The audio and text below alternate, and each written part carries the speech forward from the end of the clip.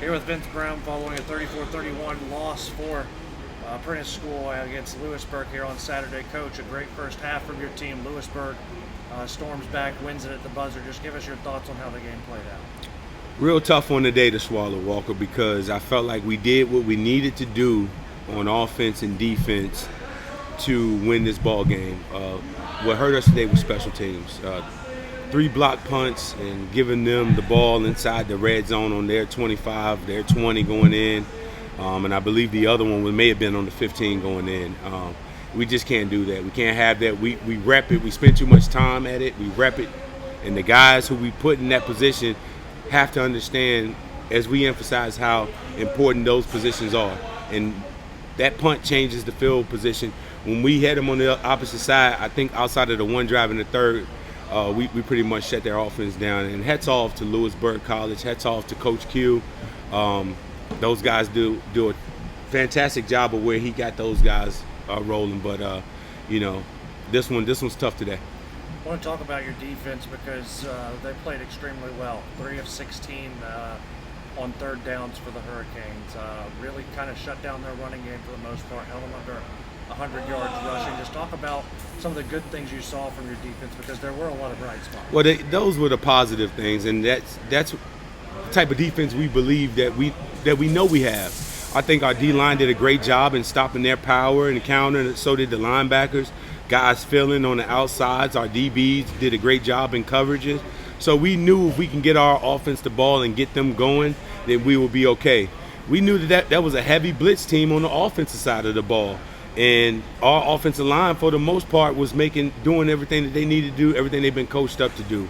We allowed them to get back in the game, one, and then special teams kicked our butts today. I want to talk about your receiving core of Keegan Pierkowski, TK Petty, and Josiah Beecham, all 3 with touchdowns today. Really continuing what they've been doing all season. Just talk about what you've seen from that entire receiver group throughout the year and how much they've grown this season. Well, I'm extremely proud with those guys. Extremely proud of those guys. We missed a couple shots here and there, but those guys step up and come to play every game. And we have that type of offense where we can score, and we have the type of defense to get off the field. So we know if we can protect our quarterback, Grant, and give him the time he needs to get the ball out, then we got dynamic players. All of those guys put the work in. What my message to those guys were on the short third down and shorts and things like that, when we need the first downs.